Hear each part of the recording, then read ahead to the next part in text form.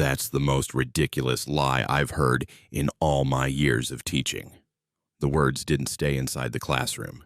They landed, heavy, final, on a 10-year-old black boy standing beside his desk, clutching a piece of paper like it was the only proof he had that his life was real. Laughter followed, not loud, not cruel, just enough. Enough to tell him he didn't belong in the truth he was telling. The teacher didn't whisper. She didn't pull him aside. She made an example of him. "Generals don't live like this," she said, eyes scanning his worn shoes, his second-hand backpack.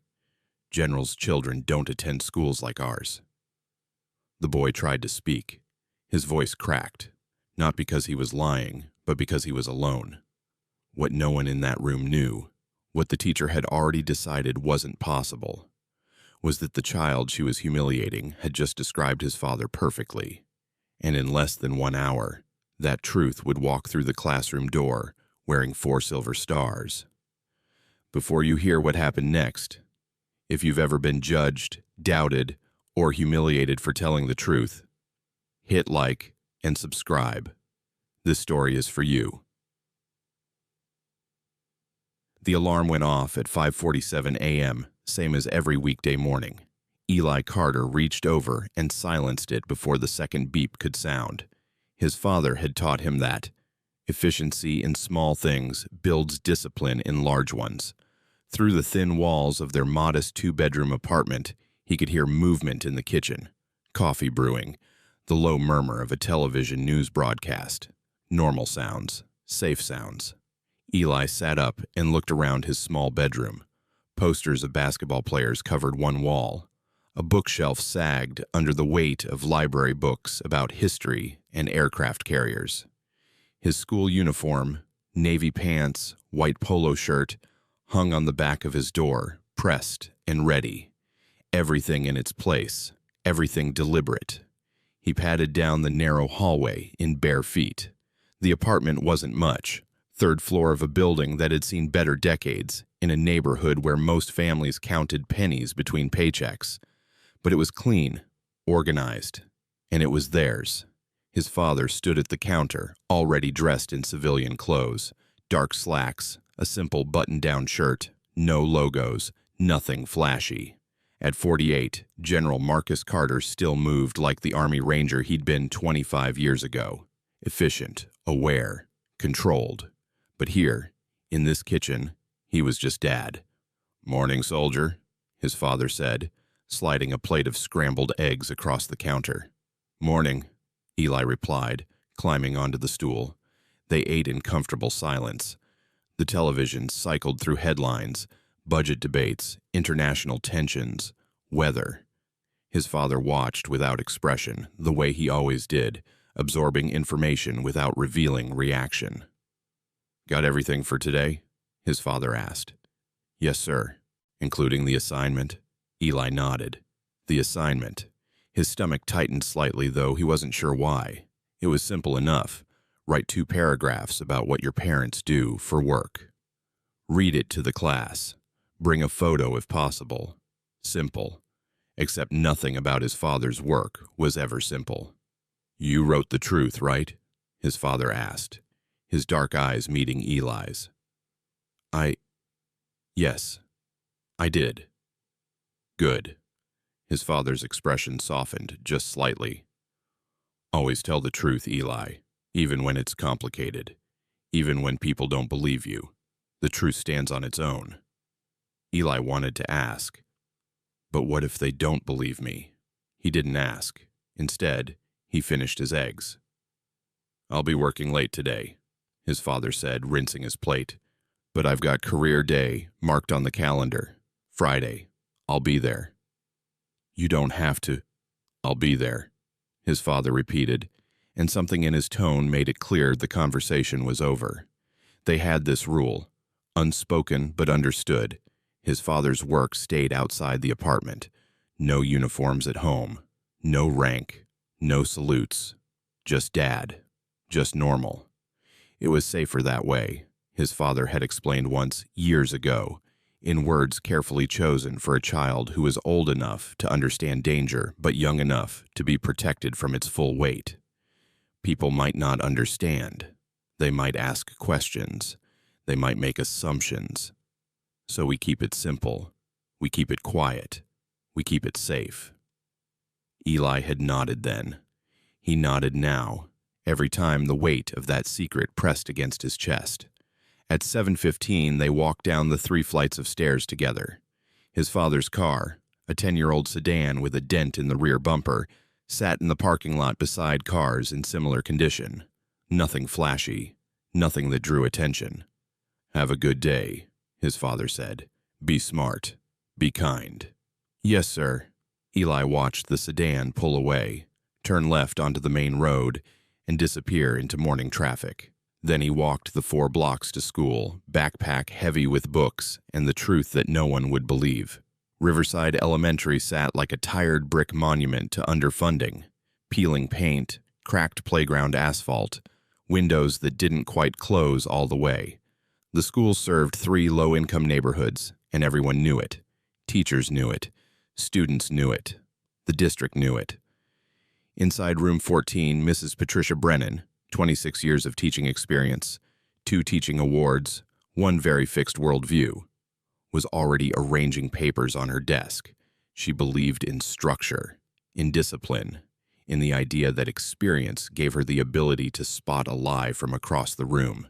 She looked up as students filtered in, noting who was on time, who dragged their feet, who would need extra attention today.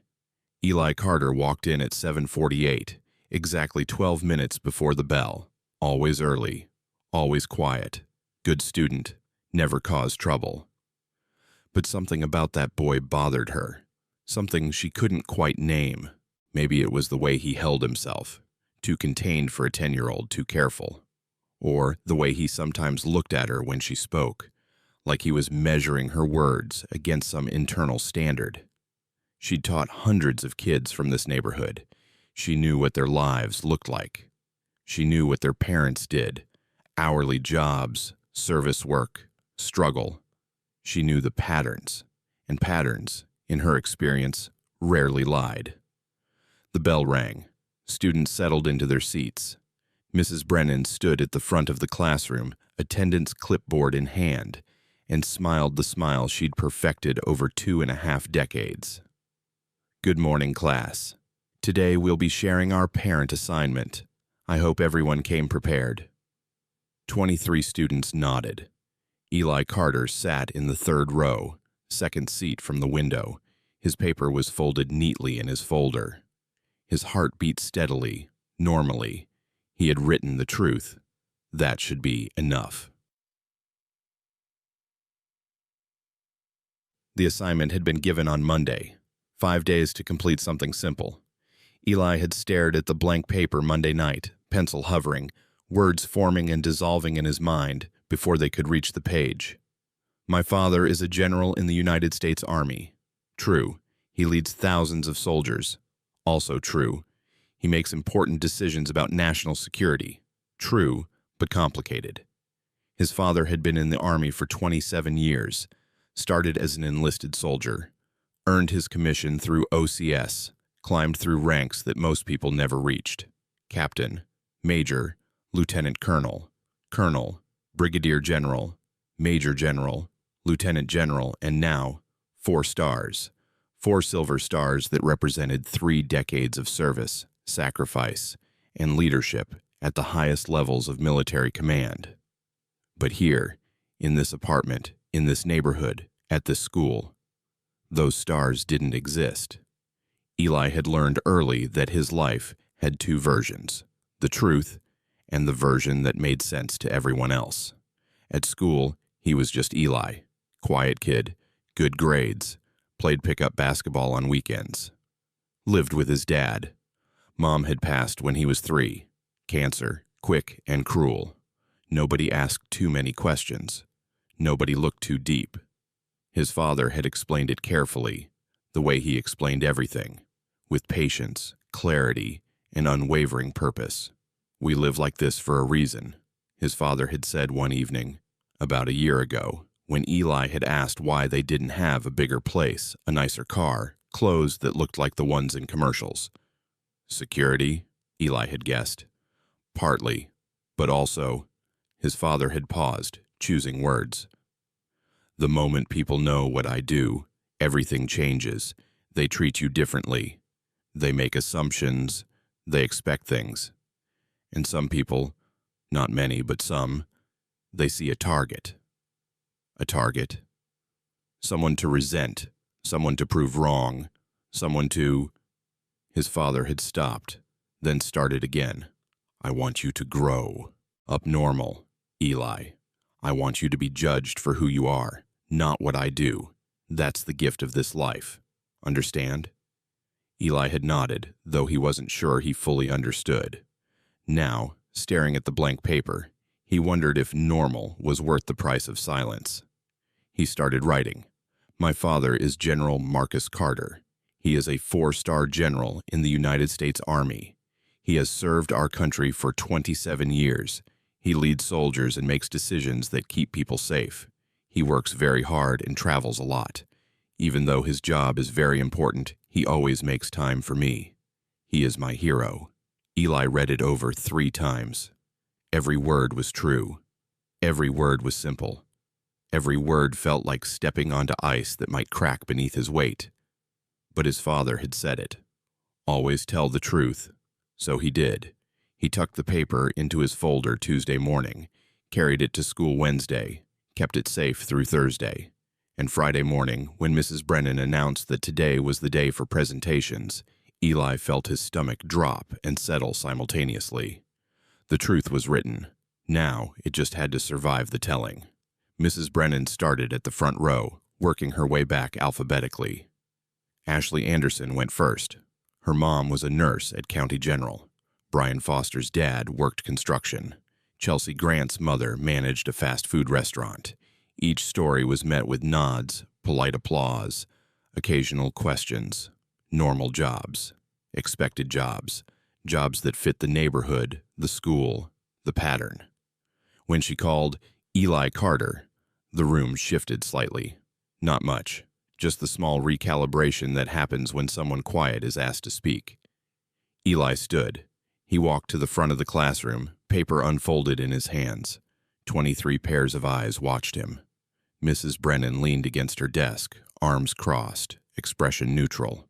He cleared his throat. My father is General Marcus Carter, Eli began, voice steady despite the flutter in his chest. He is a 4-star general in the United States Army. He has served our country for 27 years.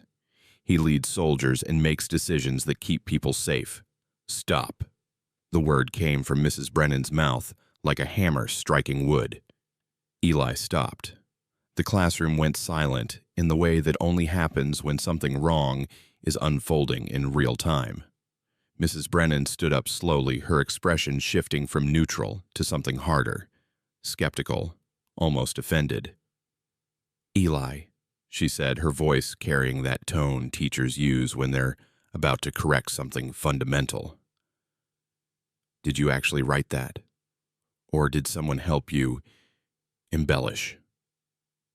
Embellish. The word hung in the air like an accusation. I wrote it, Eli said quietly.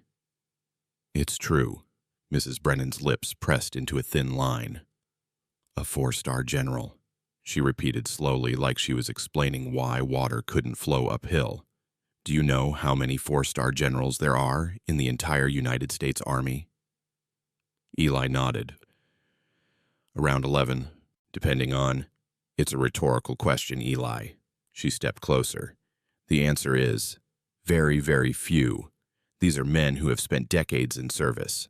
Men who live on military bases, in officer housing, men whose children attend prestigious schools, not... She didn't finish the sentence. She didn't have to. The classroom understood. Eli understood. Not schools like this, not neighborhoods like this, not families like yours. Eli stood frozen at the front of the room, the paper trembling slightly in his hands. Around him, the classroom had transformed into something else, a courtroom, a stage, a place where truth was on trial and the verdict had already been decided. Mrs. Brennan walked slowly toward him, each step deliberate. She'd taught long enough to recognize fabrication, or so she believed. The way kids puffed up stories, added details to make themselves more interesting, borrowed prestige from places they'd never touched. This, she was certain, was one of those moments. "Eli," she said, her voice softer now, but no less firm. "I appreciate creativity. I really do. But there's a difference between imagination and dishonesty. Do you understand what I'm saying?" Eli's throat felt tight. "I'm not lying." "Then where's your proof?" The question came quick, sharp. "You were supposed to bring a photo. Where is it?" We don't have photos like that at home. My dad doesn't keep photos of himself in uniform. A 4-star general doesn't have pictures from ceremonies, promotions, official events." Mrs. Brennan's eyebrows raised. "That seems unlikely. He keeps everything at his office, for security." The moment the word security left his mouth, Eli knew it sounded wrong, defensive, like exactly what someone making up a story would say. A few students shifted in their seats. Someone in the back whispered something. Someone else laughed. Quiet, quick, gone. But Eli heard it. Mrs. Brennan heard it too. "Security," she repeated, and this time there was no mistaking the skepticism. "Eli, I want you to think very carefully about what you're claiming. A 4-star general is one of the highest-ranking officers in the entire military. Do you understand how prestigious that is? How rare?" "Yes, ma'am." "And you're telling me that your father, who lives where, exactly?"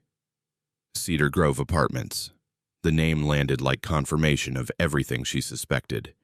Cedar Grove, 3-story brick building with rusted balconies and a parking lot full of aging cars. The kind of place where rent was paid weekly because monthly was too much at once. Mrs. Brennan's expression shifted from skepticism to something closer to pity, which somehow felt worse. "Eli, sweetheart, generals don't live in Cedar Grove. They live on base, or in officer housing, or in homes appropriate to their rank. They drive newer cars. Their children have resources, tutors, opportunities." "I have books," Eli said quietly. "My dad makes sure I have books." "I'm sure he does. I'm sure your father works very hard, whatever his job actually is, but you need to understand." "It's true," Eli interrupted, and his voice cracked on the second word, not from dishonesty, from the impossible weight of being 10 years old and knowing something absolutely, completely true, and watching that truth be dismissed before it's even been examined. Mrs. Brennan's patience, already thin, evaporated. "Enough." She held out her hand. "Give me the paper." Eli hesitated. "Now, Eli." He handed it over. She read it once, quickly, her expression hardening with each line. Then she did something Eli would remember for the rest of his life. She tore it. Not dramatically, not violently, just tore it in half. Then in half again, 4 pieces of paper that had contained nothing but truth, reduced to scraps. "You'll rewrite this," she said, dropping the pieces into the small trash can beside her desk. "And this time, you'll write the truth, the actual truth, about what your father really does. Understood?" Eli couldn't speak. His throat had closed completely. "Understood," she repeated. "Yes, ma'am," he whispered. "Good. Sit down." He walked back to his desk on legs that felt disconnected from his body. The classroom was silent now, not the shocked silence from before, but something worse. The silence of witnesses who've just watched someone be made small and don't know what to do about it. Eli sat down. He folded his hands on his desk. He stared at the pencil groove worn into the wood by hundreds of students before him. Behind him, he heard Mrs. Brennan call the next name. "Katie Edwards." The presentations continued. Normal jobs. Expected jobs. Jobs that fit the pattern Mrs. Brennan recognized and trusted. Nobody else got their paper torn up. Nobody else got called a liar. In his backpack, pressed between the pages of his history textbook, Eli had one thing Mrs. Brennan hadn't taken: the permission slip for career day, 1 week from today. His father had already signed it, already marked his calendar, already promised to be there. Eli pulled it out just enough to see his father's signature. Strong, clear, unmistakable. General Marcus T. Carter. He slid it back into the book and zipped his backpack shut. 1 week, 7 days. The truth just had to survive that long. By lunchtime, the entire 5th grade knew what had happened in room 14. Not because Eli told anyone. He didn't. He sat at his usual spot at the end of the cafeteria table, ate his sandwich in mechanical bites, and said nothing. But stories like this don't stay contained. They leak out through whispers, through glances, through the strange electricity that moves through schools when something dramatic happens. Did you hear Eli Carter said his dad is a general? Mrs. Brennan tore up his paper. She called him a liar in front of everyone. By 1:15 p.m., when Eli was called to the principal's office, he already knew why. Principal Dorothy Hernandez had been at Riverside Elementary for 6 years. She was fair, mostly, firm when needed. But she also understood that teachers like Mrs. Brennan, veterans with decades of experience, didn't typically make accusations without cause. Eli sat in the chair across from her desk, hands folded in his lap. Principal Hernandez looked at him with an expression that was meant to be kind, but landed somewhere closer to concerned. Eli, Mrs. Brennan spoke to me about what happened this morning. Eli nodded. She's worried. She thinks maybe you got confused about your father's job, or maybe you wanted to impress the class. That happens sometimes. It's okay to admit, I didn't lie, Eli said quietly. Principal Hernandez leaned forward slightly. Eli, I pulled your enrollment file. Under parent occupation, it just says federal employee. There's no specific job listed, no indication of, my dad told them to put that, for security. There it was again, that word, security. The word that was supposed to explain everything but explain nothing. Principal Hernandez's expression shifted just slightly. Security from what? He doesn't tell me everything. He just said it's safer if people don't know exactly what he does. The principal sat back in her chair. Outside her office, students passed in the hallway, their voices a low murmur of normalcy. Inside, the air felt heavy with judgment. Eli, I want to help you, but I need you to be honest with me. What does your father actually do? He's a general. In the Army, a 4-star general. And where does he work? It changes. Different places. He travels a lot. Does he wear a uniform when he leaves for work? No. He wears regular clothes. The uniform stays at his office, Principal Hernandez finished, for security. The way she said it made it clear she didn't believe it. Eli felt something crack inside his chest. Not break, but fracture. Like ice under pressure. It's true, he said again, and hated how small his voice sounded. Principal Hernandez pulled out a form, the emergency contact sheet from Eli's file. It says here that in case of emergency, we should contact Marcus Carter at this number. She pointed to a number with a 202 area code. That's Washington, D.C. Yes, ma'am.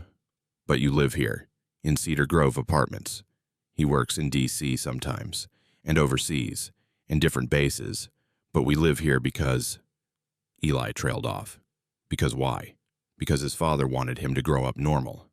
Because high-ranking military officers and their families could be targets. Because the apartment in Cedar Grove was registered under a slightly different name. Just different enough. Because his father had learned, over years of service in places where secrecy meant survival, that sometimes the best protection was invisibility. But Eli couldn't explain all that. He couldn't explain it without breaking the rules his father had carefully constructed. So instead, he said nothing. Principal Hernandez sighed. Eli, I'm going to call this number, and I'm going to speak to your father, and we're going to sort this out. Okay? Okay. She picked up the phone, dialed. Eli watched her face as the call connected, went through some kind of automated system, got transferred twice. Yes, hello. This is Principal Dorothy Hernandez from Riverside Elementary School. I'm trying to reach Marcus Carter. Yes, regarding his son. I understand, but this is important. No, I need to speak to him directly about an incident at school. The conversation went on for another minute.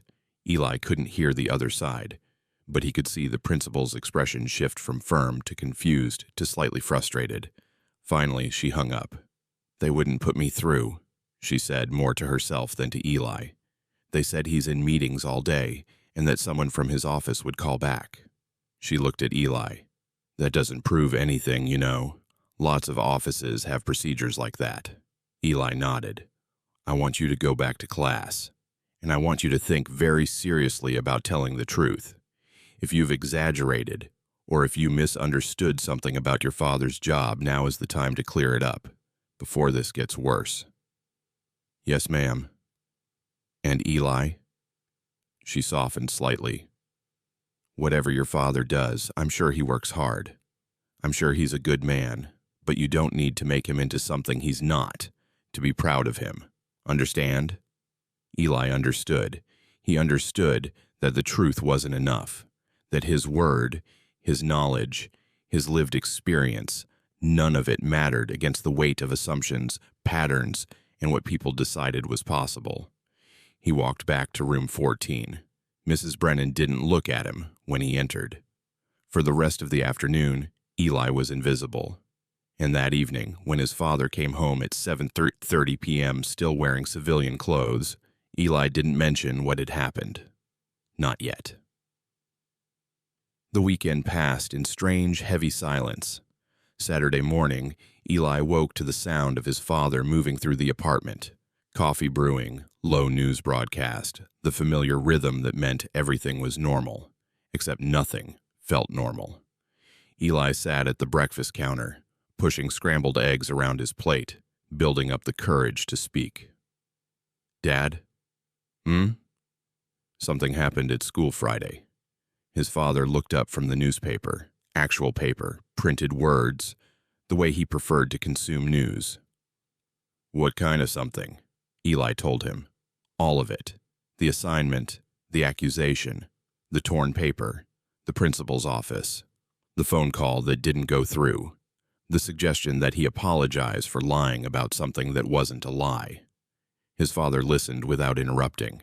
His expression didn't change, but Eli knew him well enough to recognize the small signs, the slight tightening around his eyes, the way his jaw set differently, the measured breath before speaking. And what did you say? His father asked finally. I said it was true, that I wasn't lying. Good. But they didn't believe me. I know. Why not? His father set down the newspaper. Because people make assumptions based on what they can see. Your teacher sees where we live.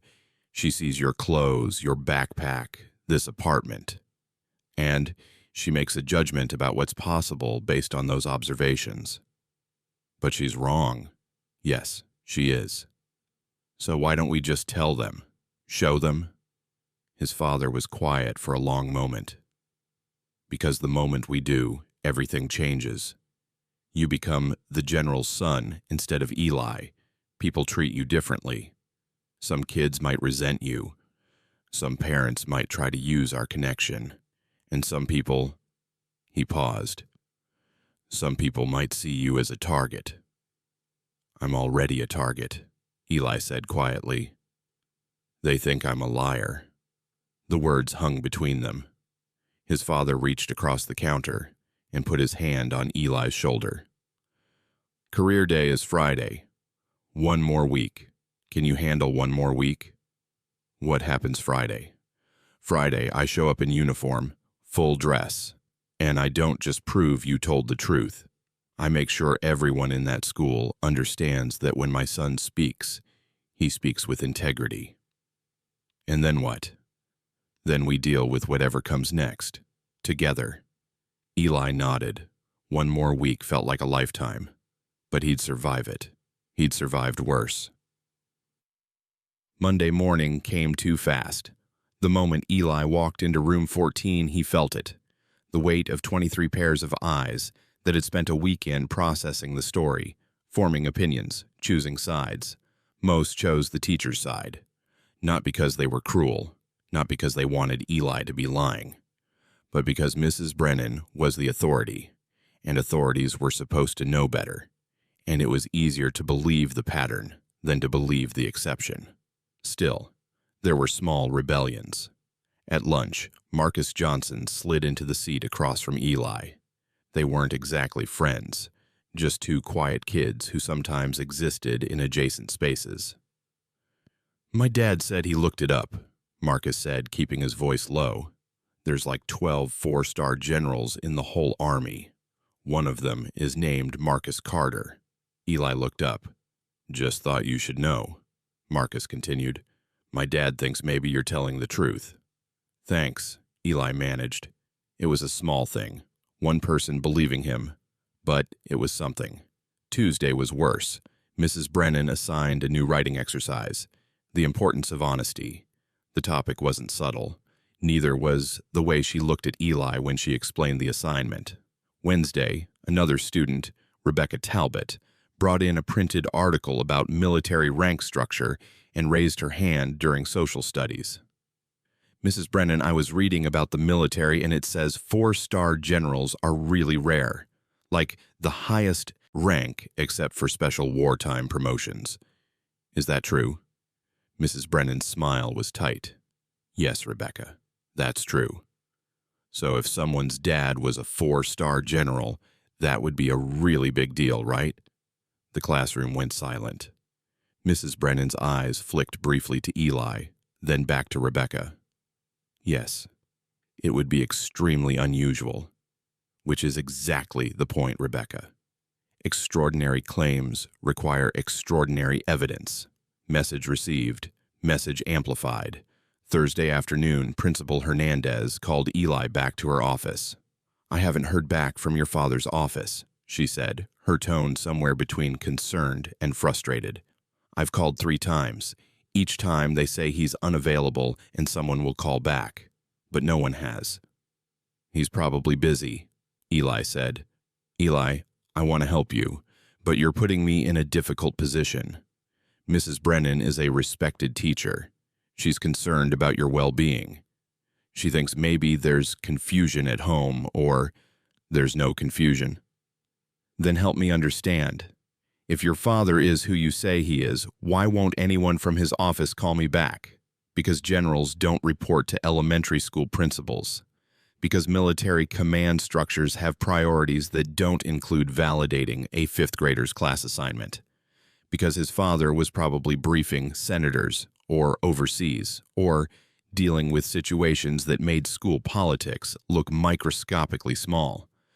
But Eli couldn't say any of that without sounding exactly like what they already thought he was, a kid making excuses for a lie.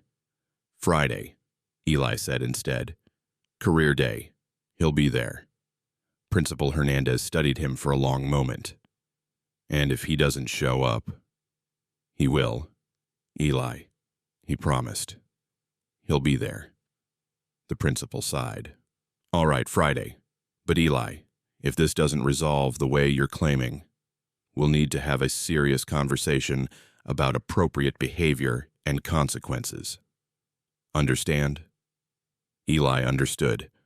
Friday was Judgment Day.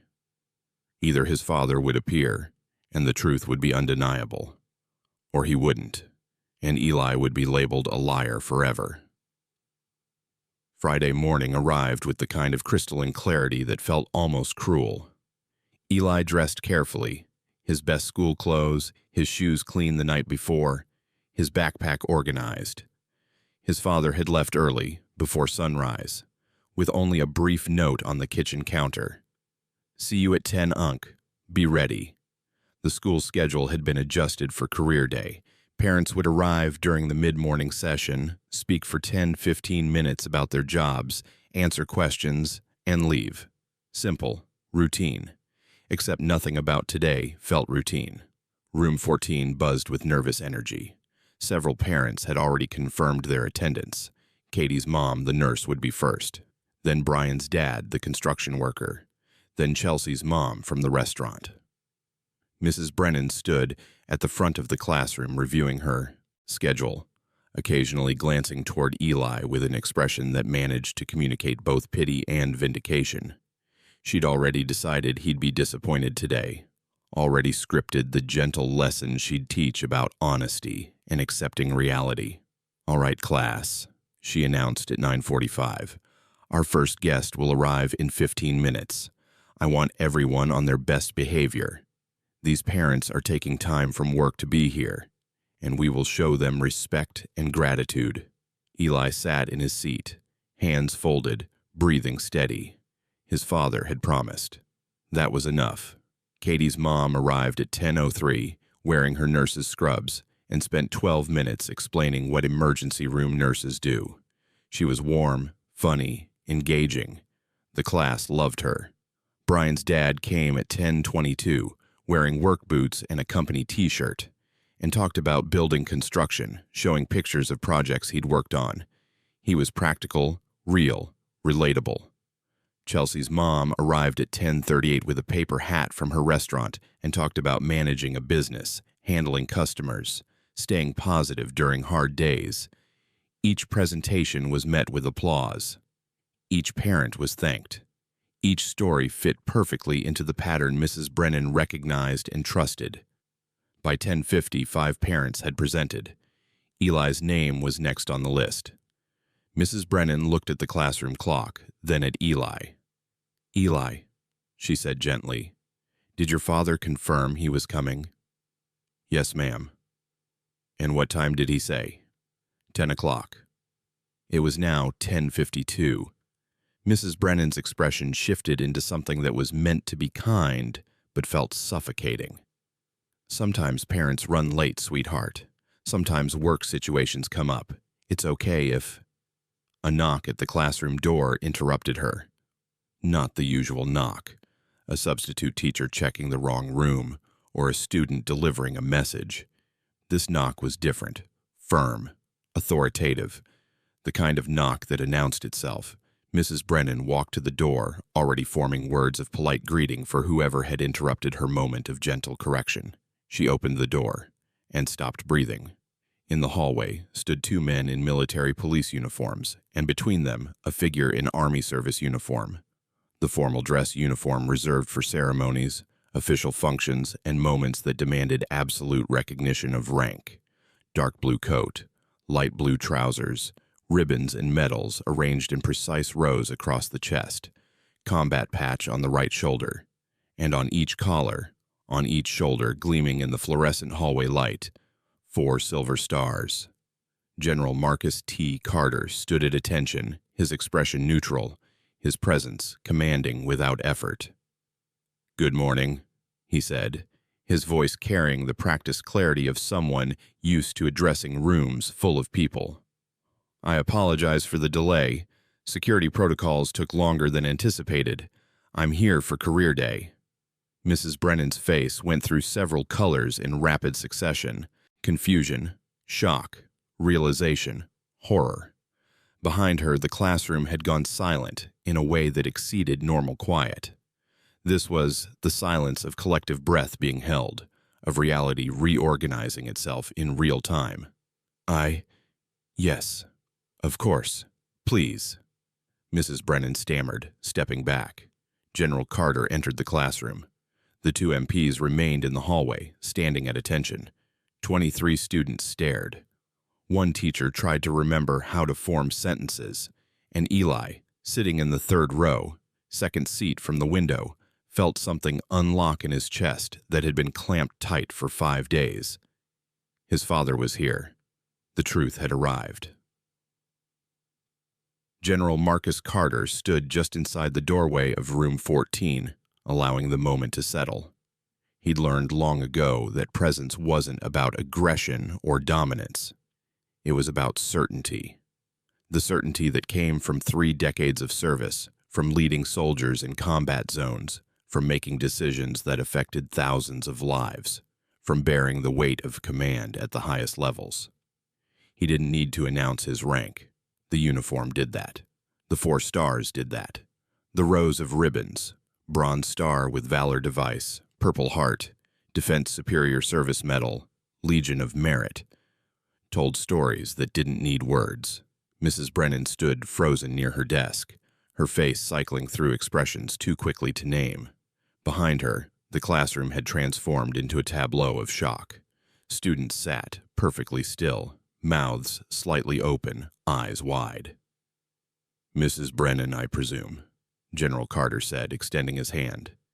She took it automatically, her handshake limp. Yes, we weren't, I apologize for running late," he continued, his tone professional, courteous, giving nothing away. "I flew in from Stuttgart this morning. The security detail required additional time for clearance. I hope I haven't disrupted your schedule too significantly." "Stuttgart," she repeated faintly. "As in Germany?" "European Command Headquarters." "Yes, ma'am." The ma'am was delivered with perfect military courtesy, but somehow it reversed the power dynamic completely. She wasn't the authority figure anymore. She was a civilian being addressed by someone who commanded armies. "Please," she managed, gesturing vaguely toward the front of the room. "Please, present." General Carter walked to the front of the classroom. His shoes, polished to a mirror shine, clicked precisely against the tile floor. He moved with the kind of posture that couldn't be faked, shoulders back, spine straight, every movement deliberate. He stopped in front of Eli's desk first. "Morning, soldier," he said quietly, just for Eli. "Morning, sir," Eli replied, his voice stronger than it had been all week. His father's hand rested briefly on his shoulder, a gesture so small that most of the class might have missed it. But Eli felt the weight of everything it meant. "I'm here. You told the truth. I'm proud of you." Then General Carter moved to the front of the room and turned to face the class. "Good morning. My name is General Marcus Carter. I'm a 4-star general in the United States Army, currently serving as Deputy Commander of United States European Command. I've been in the Army for 27 years, serving in multiple combat deployments, various command positions, and strategic leadership roles. I'm here today because my son Eli told you about my job, and I understand there was some confusion about whether he was telling the truth." The silence in the room was absolute. Mrs. Brennan had gone very pale. "Before I talk about what I do," General Carter continued, "I want to address something important. My son and I live in Cedar Grove apartments. We drive a 10-year-old sedan. His backpack is secondhand. His clothes are practical, not expensive. And we live this way deliberately." He paused, letting the words sink in. "When you reach certain levels of military leadership, you become what we call a high-value target. People know your name. They know your position. And if they know too much about your personal life, where you live, what you drive, where your children go to school, that information can be used in ways that put your family at risk." Katie raised her hand tentatively. "Like terrorists?" "Sometimes. Or foreign intelligence services, or anyone who might want to compromise, influence, or harm someone in my position. So we practice operational security. We live quietly. We blend in. We protect what matters most." He looked directly at Mrs. Brennan. "Which means my son told you something that was true, even though it didn't match what you expected to see.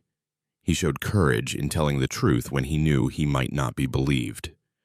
That's the kind of integrity we value in the military, the kind I've tried to teach him." Mrs. Brennan opened her mouth, closed it, opened it again. General Carter, if I had known, I never meant to. I'd like to speak with you after the presentation, he said calmly. Along with Principal Hernandez, I believe she's been trying to reach me. It wasn't a request. Mrs. Brennan nodded mutely. General Carter turned back to the class, and his expression softened slightly.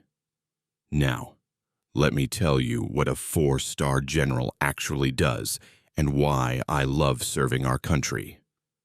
For the next 15 minutes, he spoke with the kind of clarity that made complex things understandable. He talked about leadership, how it meant serving the people under your command, not commanding them. He talked about sacrifice, the time away from family, the missed birthdays and holidays, the weight of sending soldiers into danger. He talked about purpose, the belief that serving something larger than yourself gave meaning to hardship. He showed them pictures on his phone, soldiers he'd served with, bases he'd commanded, ceremonies where he'd promoted, young lieutenants who reminded him of why he'd joined decades ago. He answered questions with patience and honesty. "What's the hardest part of your job?" Brian asked. "Making decisions when there's no perfect answer, when every option has consequences, and you have to choose the one that serves the mission and protects your people as much as possible." "Do you carry a gun?" Marcus wanted to know. "I'm qualified on multiple weapon systems, but at my level, the weapon I use most is information. Intelligence, strategy, the ability to see complex situations clearly and make decisions that affect thousands of people." "What's your favorite part?" Chelsea asked. General Carter smiled, a genuine expression that transformed his formal bearing into something more human. Seeing young soldiers grow into leaders, watching someone who joined the army uncertain and scared become confident, capable, and committed to serving others. That never gets old. Rebecca raised her hand. "How do you become a general?" 27 years of service, starting as a private, earning my commission, leading at every level, platoon, company, battalion, brigade, division, making mistakes and learning from them, being mentored by great leaders and trying to pass that knowledge forward. And most importantly, never asking soldiers to do something I wouldn't do myself. The questions continued. The class was mesmerized, not just by the rank or the uniform, but by the authenticity. This wasn't someone pretending to be impressive. This was someone who'd earned every element of what he wore through decades of service, sacrifice, and leadership. When the presentation ended, the applause was thunderous. General Carter nodded his thanks, then looked at Mrs. Brennan. "Principal Hernandez's office?" I'll take you there," she stammered. As the class began to buzz with excited conversation, General Carter stopped at Eli's desk one more time. "You did good, soldier," he said quietly. "You told the truth, and you stood by it. That takes courage." "Thanks, Dad. I'll be back to pick you up after school. We'll get ice cream. Even though it's Friday?" "Especially because it's Friday." Eli watched his father leave the classroom, Mrs. Brennan trailing behind him like someone walking to their own sentencing. Around him, his classmates erupted. "Dude, your dad is so cool. 4 stars. That's insane. I can't believe Mrs. Brennan didn't believe you. Did you see her face when he walked in?" Marcus Johnson leaned across the aisle. "Told you my dad thought you were telling the truth." Eli nodded, unable to stop smiling. The truth had finally, completely, undeniably won. Principal Hernandez's office had never felt so small. General Carter sat in one of the chairs facing her desk, his posture perfect, his expression neutral. Mrs. Brennan sat in the other chair, her hands folded in her lap, her eyes fixed on the floor. Principal Hernandez stood behind her desk, trying to project authority in a situation where she'd already lost it. "General Carter," she began, "I want to apologize for—" He raised one hand slightly. "Before we address apologies, I need to understand exactly what happened. From the beginning." His tone wasn't angry. Anger would have been easier to handle. This was worse. Calm, measured, the voice of someone gathering facts for a report. Principal Hernandez swallowed. Monday, during a parent career assignment, Eli presented information about your position. Mrs. Brennan felt the claims were inconsistent with observable facts about your family's living situation. She felt my son was lying. She felt there may have been confusion. Was there confusion? No, sir, Mrs. Brennan said quietly, finally speaking. There was no confusion. Your son told the truth, and I didn't believe him. General Carter turned to face her fully. Why not? The question hung in the air. Mrs. Brennan's hands twisted in her lap. Because it didn't fit. The pattern. What I expected to see. Generals don't live in apartments like Cedar Grove. Their children don't wear second-hand clothes. They don't attend schools like Riverside. I've taught here for 26 years, and I thought I knew. I thought I could recognize. Recognize what, exactly? She looked up, and her eyes were red. I thought I could recognize when a child was exaggerating to seem more important than they are. I thought I was protecting him from embarrassment. I thought, you thought you knew better than he did about his own life? Yes, she whispered. I'm sorry. You tore up his paper? Yes. In front of the entire class? Yes. You called him to the principal's office. You pressured him to apologize for telling the truth. We didn't pressure, Principal Hernandez began. General Carter's gaze shifted to her, and she stopped mid-sentence. You called my office 3 times, he said. Each time, you were told I was unavailable, and someone would call back. Did anyone call back? No, sir. That's because the people who answer my phones are military personnel with security clearances. They don't confirm or deny information about my family to civilians without authorization. It's protocol. It's designed to protect people like my son from exactly this kind of scrutiny. He leaned forward slightly. But here's what troubles me most. It's not that Mrs. Brennan didn't believe my son initially. Skepticism isn't inherently wrong.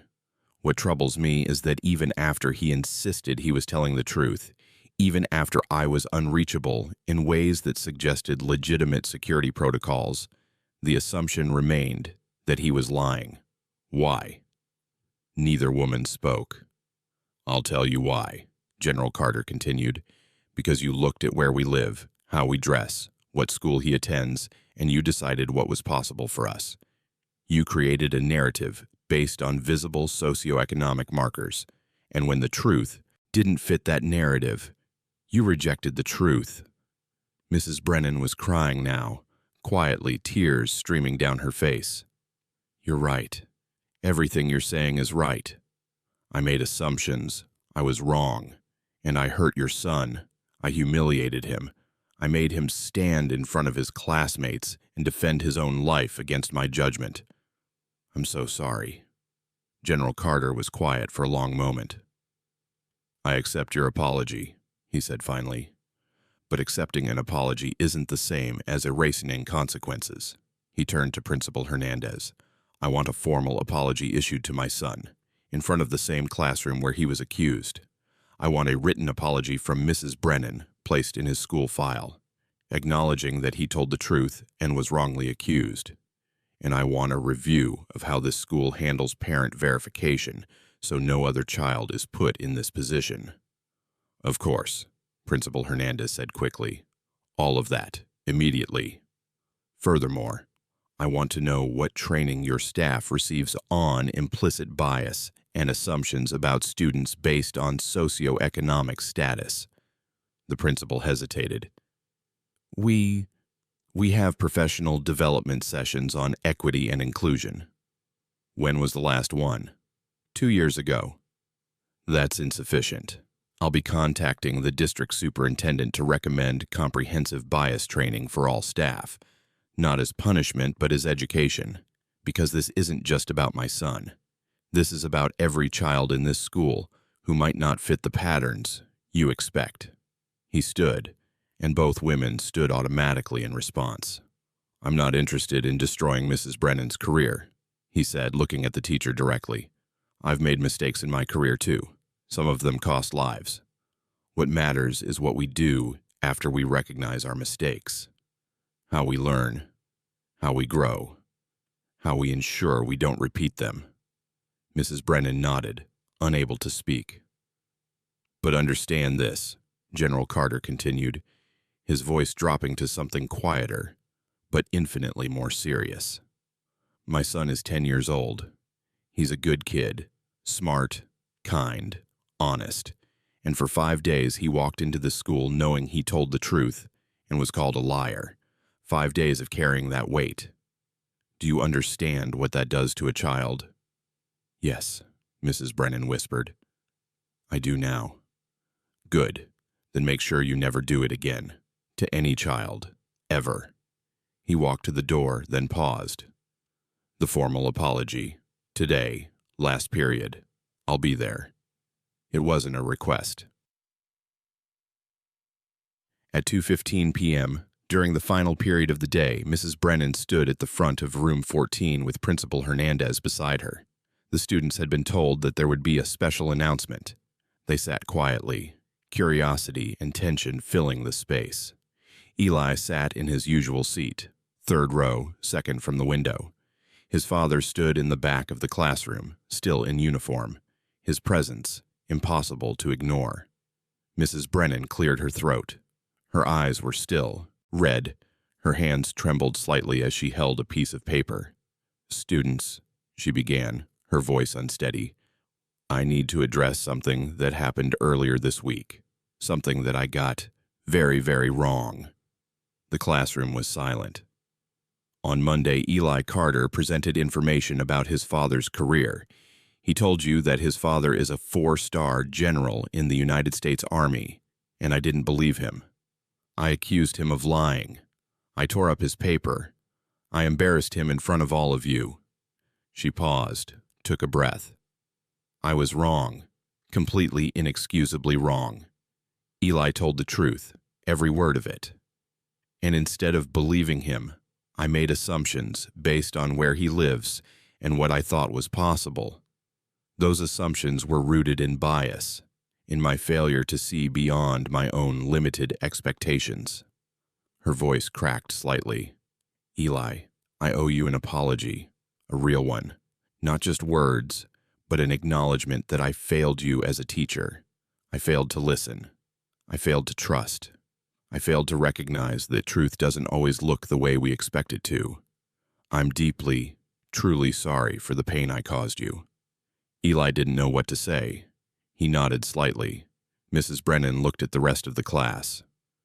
I want you all to learn something from this, something I should have known better. People's worth, truth, and capability aren't determined by what we can see on the surface. Not by their clothes, their home, their circumstances. We have to listen. We have to believe. We have to look deeper. Principal Hernandez stepped forward. Mrs. Brennan will be writing a formal apology that will be placed in Eli's permanent file, and the school will be implementing new training on bias and equity for all staff. We failed Eli this week. We're going to do better. She looked at Eli. On behalf of Riverside Elementary, I apologize. You deserve better from us. The classroom remained quiet for a moment. Then Marcus Johnson started clapping. Slowly, others joined. Not thunderous applause. This wasn't a celebration. It was acknowledgement, recognition. The sound of classmates saying without words, "We see you. We believe you. We're sorry too." When the bell rang at 2:45, students filed out quietly, several stopping at Eli's desk to say quick words. That was really brave. Sorry I didn't believe you. Your dad is amazing. When the room was empty except for Eli, his father, and Mrs. Brennan, the teacher approached them slowly. Eli, she said, I know an apology can't undo what I did, but I meant every word, and I promise you, I'm going to be better, not just with you, but with every student. You taught me something important this week. Eli looked up at her. What? That good teaching means believing in students, not assumptions. She looked at General Carter. Sir, I hope someday you can forgive me. Forgiveness isn't mine to give or withhold, he replied. It's Eli's. Both adults looked at Eli. The 10-year-old boy who'd spent 5 days being called a liar sat quietly for a moment, thinking. Then he said, I forgive you, but you have to remember this, so it doesn't happen to someone else. I will, Mrs. Brennan promised. I absolutely will. 3 months later, Riverside Elementary looked mostly the same. Same brick exterior, same cracked playground asphalt, same hallways that needed paint. But something fundamental had shifted. It started small. A new poster in the main hallway. Question assumptions, listen deeply, believe students. Then came the training. 2 full days of professional development on implicit bias, equity in education, and recognizing how socioeconomic assumptions affect teaching. Every staff member attended, some resisted, most learned. A few had revelations that changed how they saw their students entirely. Mrs. Brennan, particularly, became someone different. She'd always been a good teacher in the technical sense, organized, experienced, clear in her expectations. But now she taught with humility. She listened longer before making judgments. She questioned her own assumptions constantly. And, when students presented information that seemed unlikely, she verified before doubting. The story of what happened in Room 14 spread beyond Riverside. Local news picked it up. Teachers' bias exposed when General shows up to career day. Social media amplified it. Some outlets focused on the feel-good reunion. Others examined the deeper issues of socioeconomic bias in schools. General Carter declined most interview requests. He released a single statement through the Army Public Affairs Office. My son did what we teach soldiers to do. He told the truth under pressure. I'm proud of him. I hope this incident reminds educators everywhere that students' words deserve belief until evidence suggests otherwise, not the reverse. Children know their own lives. We should trust them to tell us about them. For Eli, life shifted in unexpected ways. Some students treated him differently. Not badly, but differently. He was the kid whose dad is a general now, which was exactly what his father had tried to avoid. But other changes were better. Marcus Johnson became his actual friend, not just someone in adjacent spaces. They played basketball together after school, talked about books, shared the comfortable silence that real friendship allows. Rebecca Talbot started a school newspaper and asked Eli to write about military families. He did carefully, focusing not on rank or prestige, but on the reality of service, the moves, the deployments, the sacrifice. Katie Edwards' mom, the nurse, started a Career Day 2.0 initiative where students could invite family members back to speak more informally about their work. It removed the pressure of formal presentation and created space for deeper, more honest conversations. And Principal Hernandez implemented a new policy. Student statements about their families would be considered truthful unless clear evidence suggested otherwise. The burden of proof shifted from the student to the institution. Small changes, systemic changes, the kind that prevent the next Eli Carter from standing alone. 6 months after Career Day, General Carter received orders for his next assignment. National Security Advisor nomination, pending Senate confirmation. It meant moving to Washington, D.C. full-time. It meant leaving Cedar Grove apartments. It meant Eli would attend a different school.